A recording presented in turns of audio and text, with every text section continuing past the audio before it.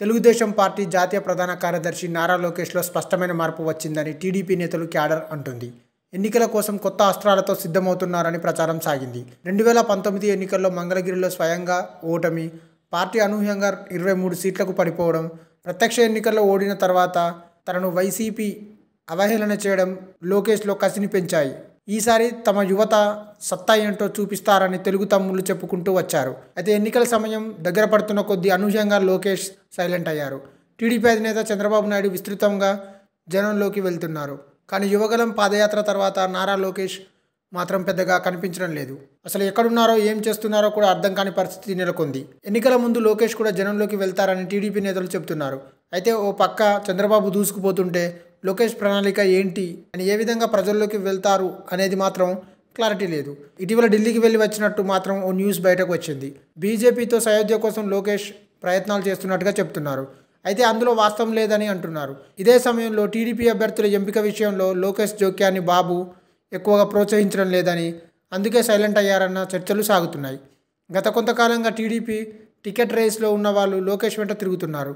లోకేష్ వెంట తిరిగితే టికెట్ దక్కుతుందని భావించి చాలామంది లోకేష్తో సన్నిహితంగా ఉంటున్నారు. అయితే ఇలాంటి వాళ్ళ సంఖ్య మరీ ఎక్కువగా ఉందని, దీనికి మొదట్లోనే చెక్ పెట్టకపోతే ఇబ్బందులు తప్పవనే భావనలో బాబు ఉన్నట్టు తెలుస్తుంది. ఈ నేపథ్యంలో లోకేష్కు తాజా పరిస్థితిని చంద్రబాబు వివరించినట్టుగా తెలుస్తుంది.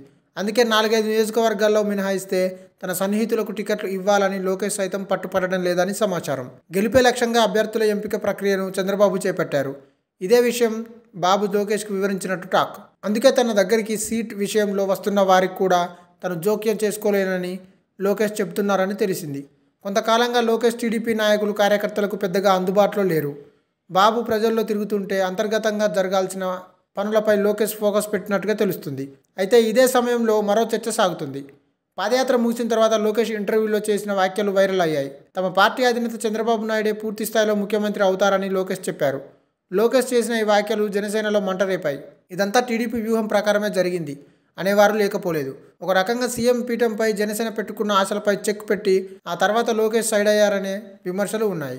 అంతేకాక ప్రజాక్షేత్రంలో చంద్రబాబు తిరుగుతుంటే ఇతర కార్యక్రమాలపై లోకేష్ ఫోకస్ పెట్టారని అంటున్నారు. ఈసారి ఖచ్చితంగా తన ప్రభావం చూపించాలని, లేదంటే రాజకీయ భవిష్యత్తు ఉండదని లోకేష్కి అర్థమైంది.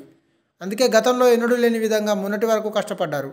పార్టీ అధినేత వారసుడిగా ఏ అంశంలోనూ వెనుకబడకూడదనే ఉద్దేశంతో పనిచేసినట్టు టీడీపీ నేతలే చెప్పారు.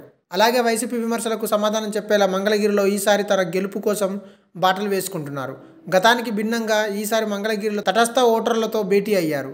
మంగళగిరిలో చేనేతలు, నేత కార్మికులు ఎదుర్కొంటున్న సమస్యలు, రాబోయే రోజుల్లో వారి కోసం చేపట్టాల్సిన సంక్షేమ కార్యక్రమాలపై గతంలోనే చర్చించారు.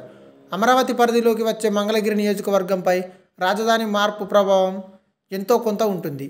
అదే సమయంలో ప్రభుత్వంపై పెరిగిన వ్యతిరేకత వైసీపీలో వర్గపోరు కలుగజేసేలా వస్తుందని లోకేష్ నమ్ముతున్నారు. వైసీపీలో ఇన్ఛార్జ్ మార్పు తర్వాత ఆర్కే హస్తం వైపు వెళ్ళారు.